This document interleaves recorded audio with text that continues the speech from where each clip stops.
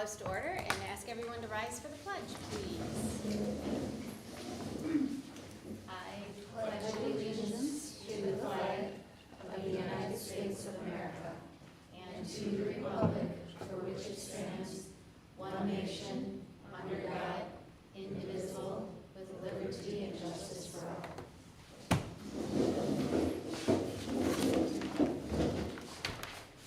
All right, good evening, everyone.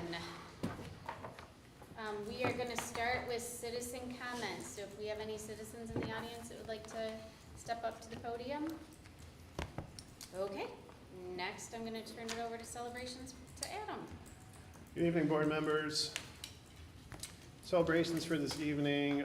Just in general, I'd like to say that from pretty much everybody I've talked to, the start of the school year has gone very well. Obviously, there's always obstacles and unforeseen challenges that we will overcome, but I would say on the whole, very positive, and that seems to be the consensus from folks I've talked to over the last week and change. So things are going well. Today was also the first day of preschool, so a lot of smiles, a couple tears here and there, and a lot of discovering your own personal space as kids got acclimated to school. So good start.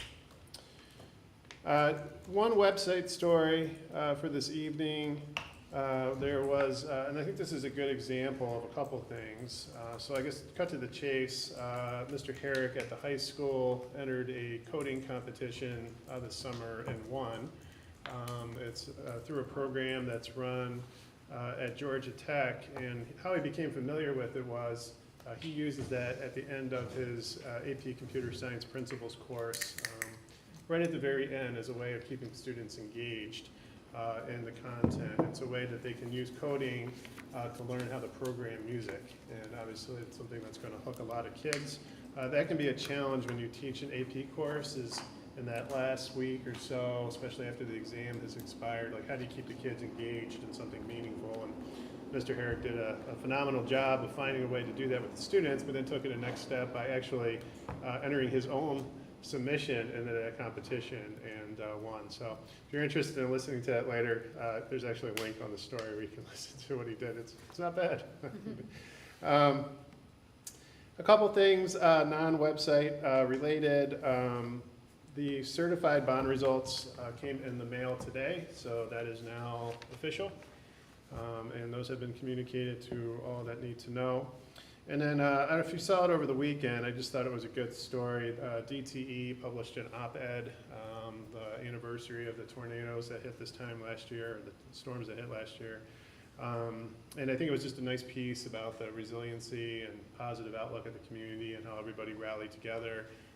They mentioned the football game that we had where the line workers from DTE were recognized, and I don't know, just thought it was a nice op-ed. I'll include it in my Buzz update on Friday if you haven't seen it. So those are celebrations for this evening, pending any questions. Any questions? Okay, educational update. Nothing for tonight. Oh, I'm sorry, superintendent report. Superintendent report, next meeting's on the 16th of September. I did want to touch base on moving right along to professional development. That was the focus of the in-service week at all schools, and I think you'll see some themes across the district. One of those being the focus on student mental health and social emotional well-being. And that looked at, there were different forms that took place in, so at Discovery, they brought in a facilitator to focus on conscious discipline and really looked at that in an intense way. Explored conscious discipline through a book study with their staff. And then you can see some similar types of things at the high school and the middle school where they kind of did a reset of Be Nice, brought both staffs together to focus on that. A couple other things I'll point out. All these PDs align with the board's goals and then the respective school improvement plans. That's become just the way we do business here, but it is worth pointing out again. A couple other things that I thought I would mention. So The middle school is an extremely progressive building. They always have been, way out in front on things.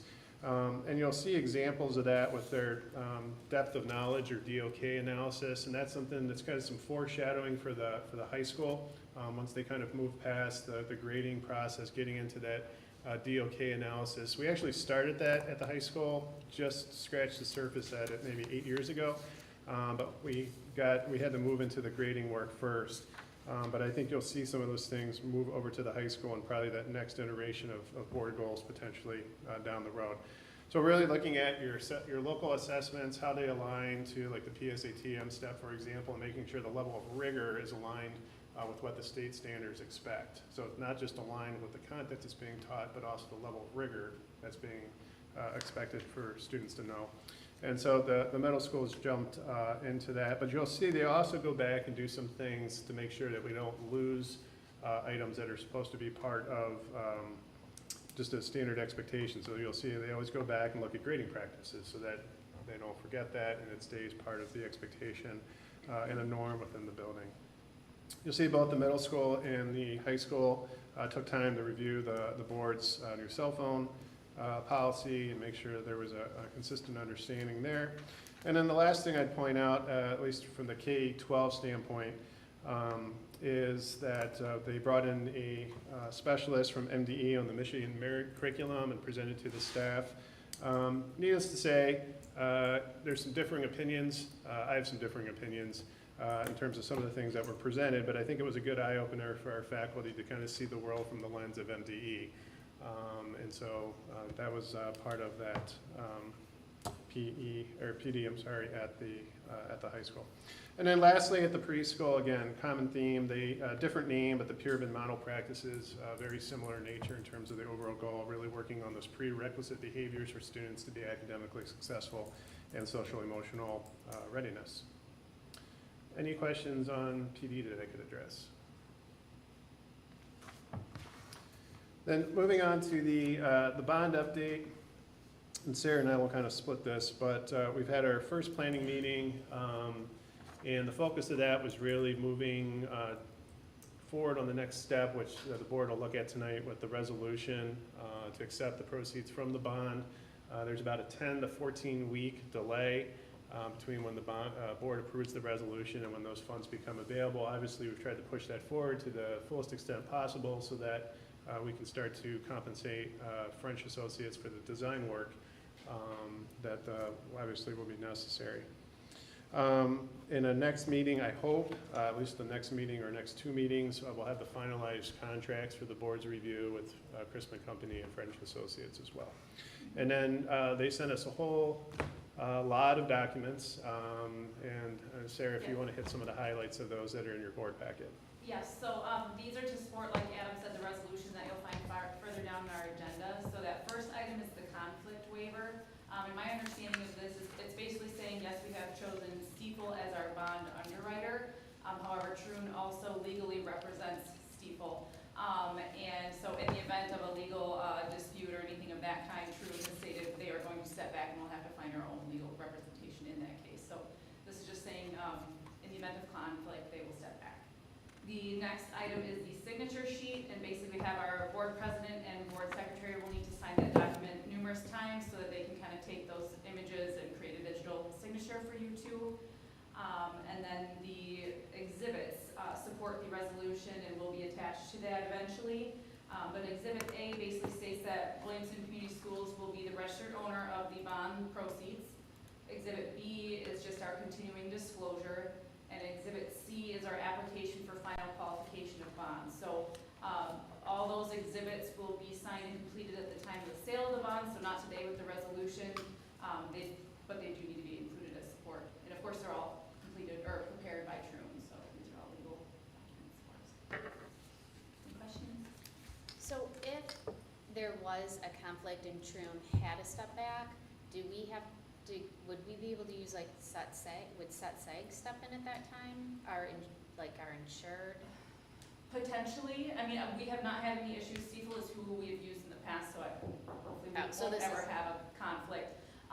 But I actually don't know how that would look going forward, but I imagine we would go to them and they would help us find some kind of or do whatever we There's plenty of school law firms, and one of the Yeah. things we've seen is when districts might have a disagreement, or that disagreement, in between an ISD perhaps, a lot of times they'll work out who's gonna be represented by which law firm, so that it doesn't put the singular law firm representing both parties.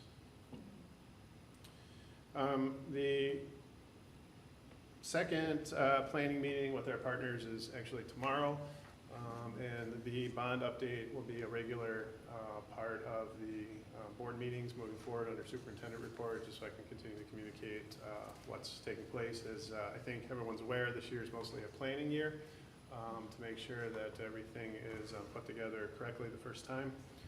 But still, there'll be updates, and we'll continue to provide those to the full board, or when applicable to the Facilities and Finance Committee. Any other questions for Adam or Sarah? Go ahead. Can you tell us how our educators are feeling about the no phones, if that's going well? So going back to PD, so we have not conducted a survey yet. Oh, I I'm sure- didn't figure anything like that. I just figured. I'm sure the principals have probably picked up some initial thoughts on that, but I think the big part right now is just trying to make sure we implement the board's protocol with fidelity to the extent that we can. That way, when we do ask the staff later on this year for feedback, we're getting legitimate data back, and then the board can make, continued decision based on that accurate information. So, to the best of my knowledge, I think it was communicated to staff that they would have that input opportunity later on this year, and so I couldn't give you any solid data quite yet. I can tell you, walking around the high school, it's going to be a challenge, but again, you're trying to create a cultural shift, and if you're asking 18-year-old seniors who've had their phone for years, now you can't have it out, it's just gonna, that's a steep cliff to climb. So, but they're working on it. We'll just, more to follow. We also did have a request May or June, I believe, maybe April, May or June, about putting an ad hoc committee together to kind of look at that data and pull the data. That I'm gonna let Adam, get through the bond, start school, and maybe have a conversation with him about target time. I'm thinking October, and figure out where we are. And just kind of start to pull data, ask teachers, figure out what's happening in classrooms. My hypothesis, as you'll see, I talked to Deb LaFleur at the middle school briefly into last week about it, and she said they haven't seen an issue. But you're dealing with middle school kids where that's the norm. Coming out of elementary, right? And they've also had a stricter, I guess you could call it, policy at the middle school than the high school. So I think that's to be expected. So you're probably going to see some differences in data and feedback between the two buildings. That would be my assumption. Any other questions? Okay. Board committee reports, policy. So we had our first meeting of the year earlier, and the first thing we did was go through the policy book for the 2023-24 school year. Adam gave us some good numbers. We had revised 40 policies, added 9 additional, and removed 21, so looked through 70 total, which was pretty solid considering for a portion of the year we weren't able to make updates to that. The actual meeting, the majority of which was spent going through the potential Title IX changes, and there's some complication there. I'm going to punt to Adam to kind of explain that and the 2 different policy sets that we're going to be looking at moving forward. Okay, we can look at that under discussion, or do you want to? Whatever you prefer. Yeah, let's look at that under discussion, Works for me. so we can ask, because I'm guessing there would be questions around that. All right, thank you. So now moving into those discussion items of leave request. Do you want to add anything to this? Yeah, do you want me to, sorry. Yeah, go. Okay, sorry. So, Kimberly Kurth is a new hire, so she's not eligible for FMLA. You have to have 12 months with the district in order to be eligible. So her leave is just requesting a normal maternity leave duration. Any questions on her? Abigail John Charles, she is just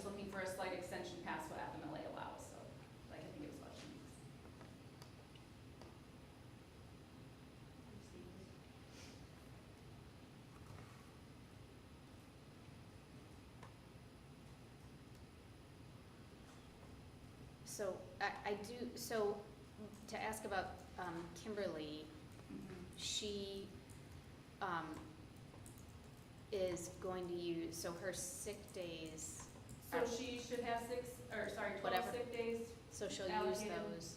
and then she's gonna use, or she's applying currently for the MED, Medical Emergency Day Exchange, that is through the WA. Mhm. I expect that to be approved. Johnny asked for confirmation information from me last week. I expect that will go through. She'll have the full period paid, and which would include benefits. Okay, So she should so be all set. that doesn't have anything to do. No, neither of with these us. leaves will impact benefits. Okay. Okay. And then the second one is just asking for an extension. Yes. Are there any other any questions about any of these? Okay, we can move those to vote on in September, 2 weeks, right? We're Yep. back in 2 weeks. Okay, now into our policy, our board policy. Do you want to start? Do you want Adam? Whoever wants to start, you can, I'm going to say go. Right. And so you can see the list of policies that we looked through. A lot of them are part of the 80-10 series. So it basically breaks out what was under, I believe, 50-50 before, and makes a bunch of the same things under different policy numbers there. However, there is some pending litigation right now for Title IX, and our district may be a part of that. So we are going to be using potentially both of those, but this is where I'm going to ask Adam to weigh in with a little more knowledge than I have. So on advice of our attorneys, I believe the committee concurred with this approach. We're actually going to move forward with 2 Title IX policies. So the first is 80-10, and the way Troon prepared these, I don't know why they chose to do it this way, but instead of one long policy, they broke it up into lots of smaller policies that basically represent the totality of the new Title IX regulations. As of this meeting, and as of the 1st of August, those are the Title IX regulations that we are required to comply with. So if there was a Title IX issue, that would drive the process, the format of that process that we would need to utilize to investigate that circumstance. It's also the process that the Department of Education at the federal level and the Office of Civil Rights would hold us accountable for implementing. And so, obviously, Troon has prepared those policies for us to be in compliance with those new regulations. However, as I believe all members of the board are aware, there is an injunction that is out of Kansas, federal court there.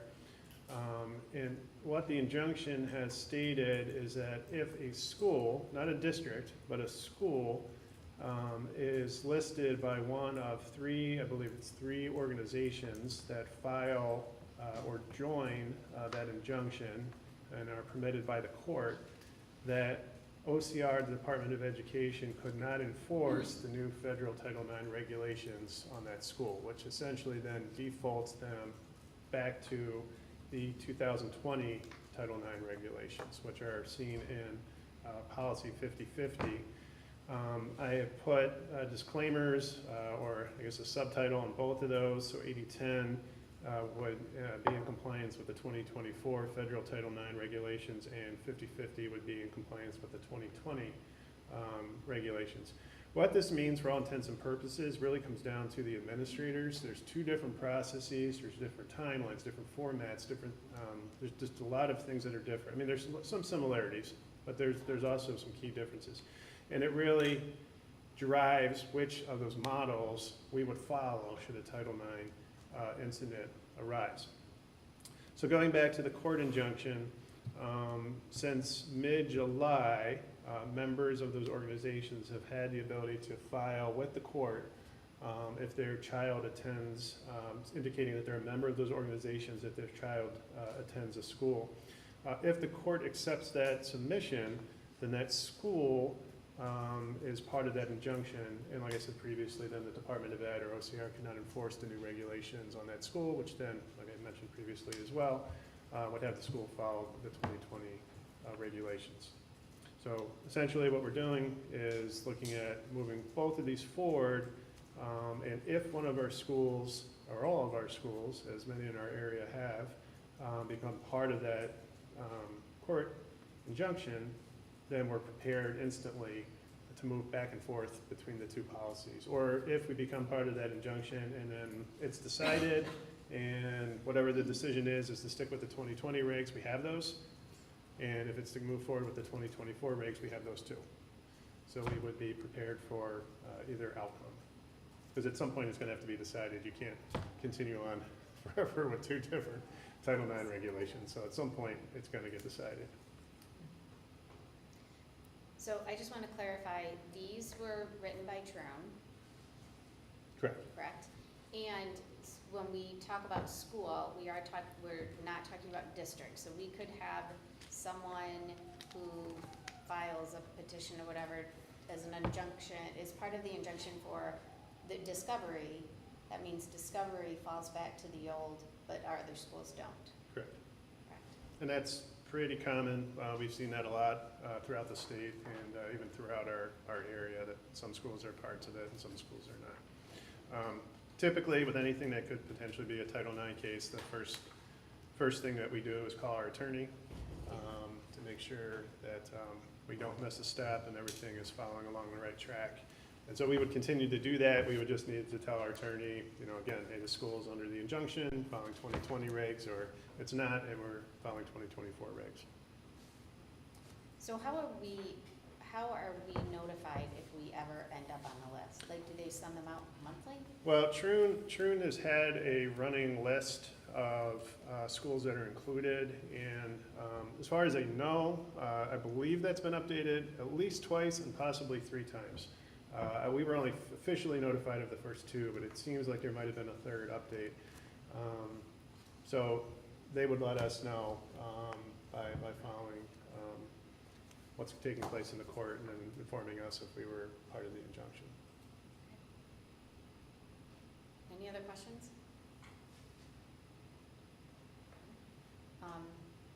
Okay, do you want to move on? One other quick thing. No, go ahead. The committee had asked for a caveat to food service management, which I will find here in a second, 4450. So I did add that section and highlighted it accordingly. Just further clarification on that food service staff should not be addressing meal account deficits with students directly.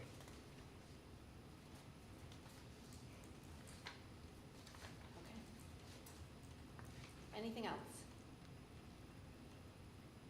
All right, are we ready? If, and I get this is a lot of information, so if you have questions or anything comes up after that, please make sure you reach out to Adam or Dave. Next, I need a motion for moving into closed session. Motion to go into closed session. Second. Okay, so I have a first by Sarah, second by Dave. Amanda, will you take us through roll call? Amanda, yes. Dave? Yes. Deborah? Yes. Julie? Yes.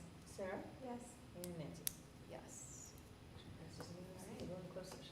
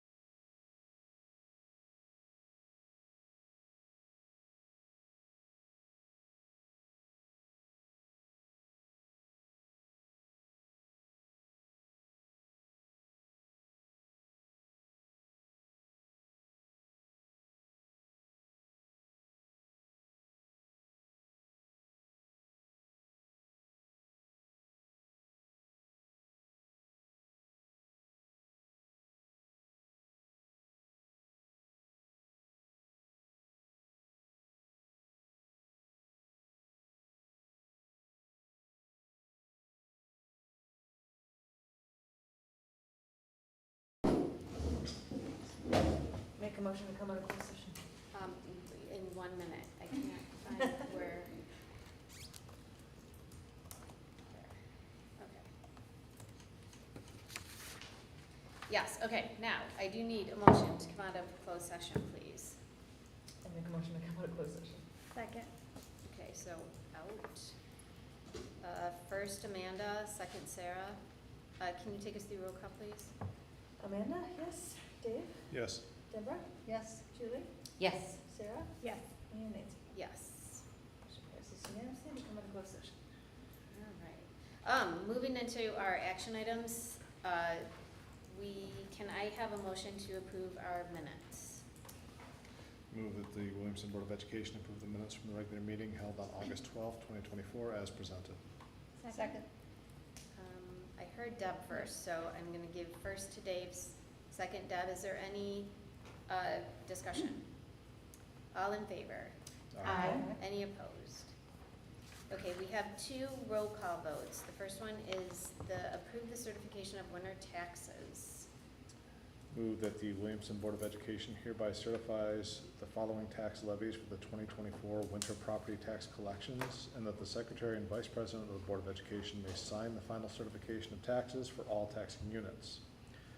For collection within the Township of Albion, Leroy, Locke, Wheatfield, and Williamston, 17.7702 mills for general operations, non-homestead only, 1.8000 mills for the 1996 debt, 1.8000 mills for the 2015 refinancing, 3.2000 mills for the 2015 school bond loan fund refinancing, 1.0400 mills for the 2021 school bond loan fund refinancing, 0.7315 mills for the recreation fund, 0.9818 mills for the sinking fund.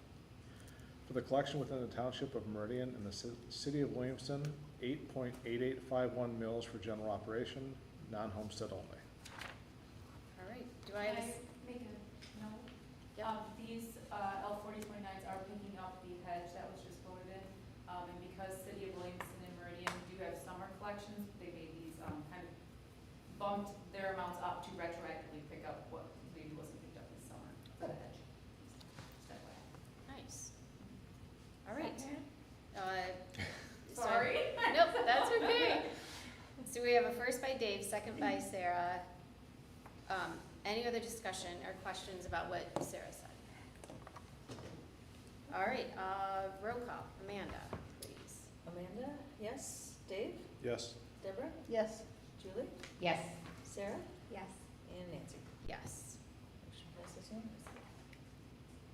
And then the next is our approval of bond authorization. I do want to remind everybody, we have been talking about this bond for a really long time.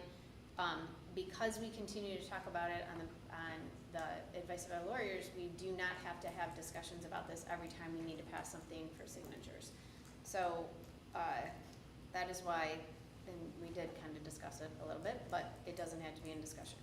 So can I please have a first or motion? I move that the Williamston Community Schools Board of Education approve this summary of the 2024 school building and site bonds, or 2025 school building and site bonds. Number 1, on August 6, 2024, the qualified electors of the issuer voted in favor of bonding the issuer for the sum of not to exceed $38,500,000. The proceeds to be used for the purpose of remodeling, furnishing, and refurnishing, and equipping and re-equipping school buildings, erecting, furnishing, and equipping additions to school buildings, and erecting, equipping, furnishing, preparing, developing, and improving athletic fields and facilities, playgrounds, and sites, the project.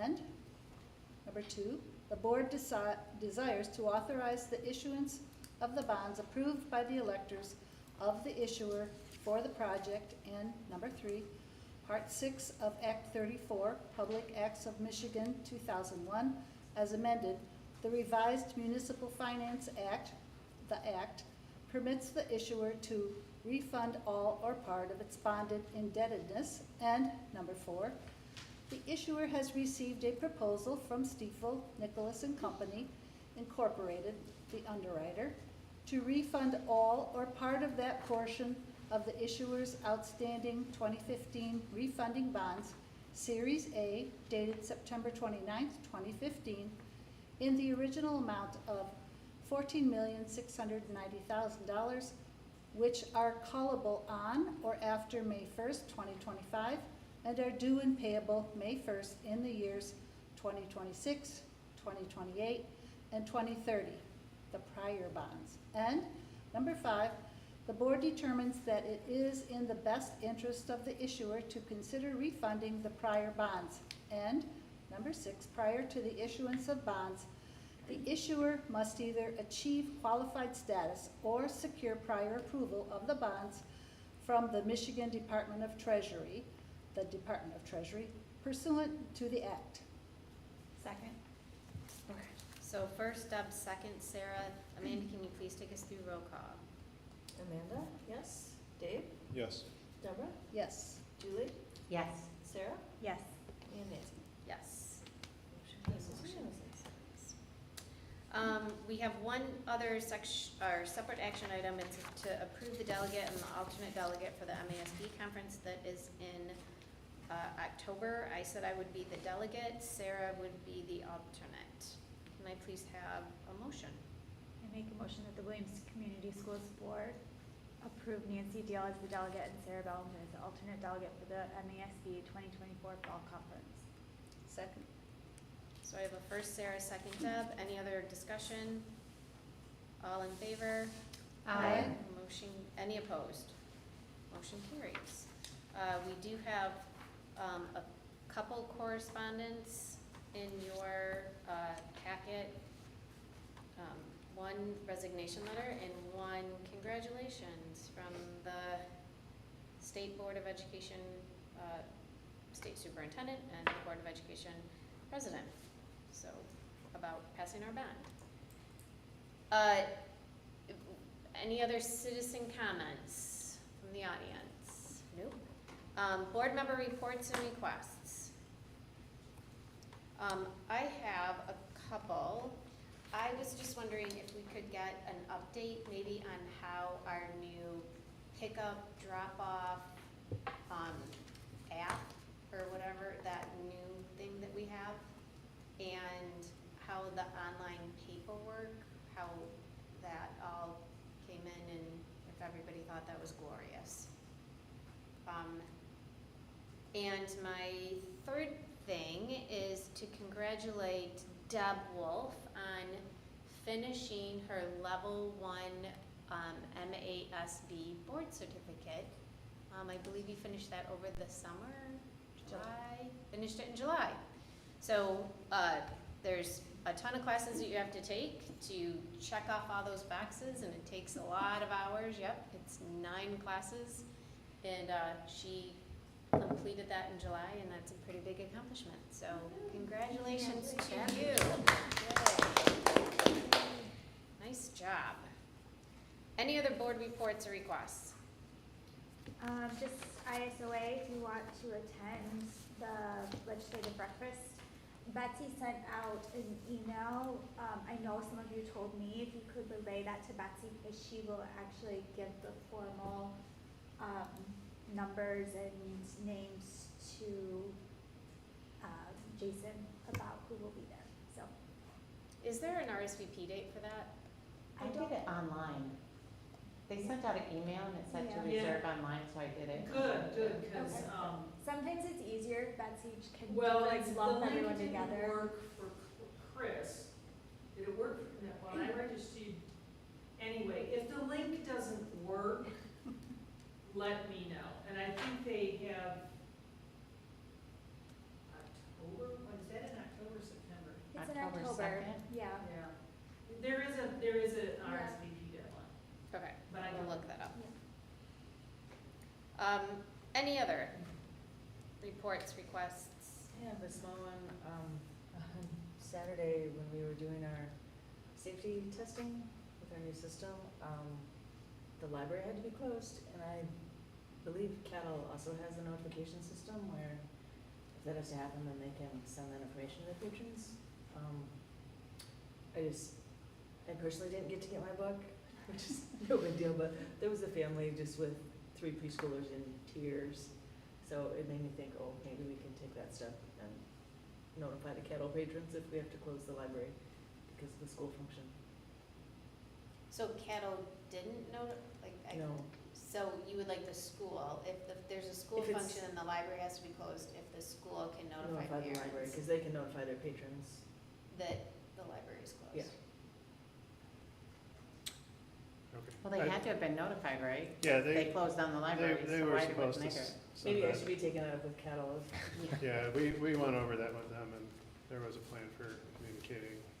They made the decision to close on their own based on the testing, so the assumption was they would have communicated that, because I don't know who their Well, I will take that up distribution with list them. is. Thank you for addressing my concern. Yeah. Anything else? Oh, I know it's a couple weeks away, but homecoming will be quickly approaching. I think it's what, the 27th, I don't know, it's end of September. All you need to know is that we've secured a vehicle for Adam as well as for the board, so that all is taken care of, and we'll know like more information as to where we need to be and what time coming up. Yeah, I'm sure we'll get that Yeah. from. I will not be here. I will not be here at the next meeting. I won't be here for homecoming.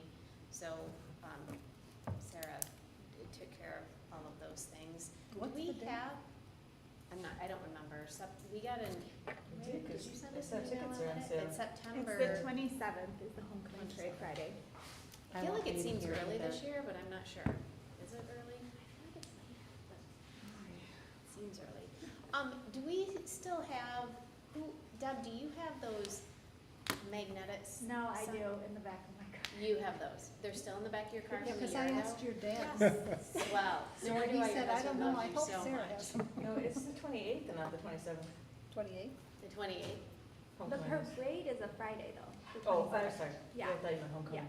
Yeah, so the dance would be. The dance is on the 28th. Okay.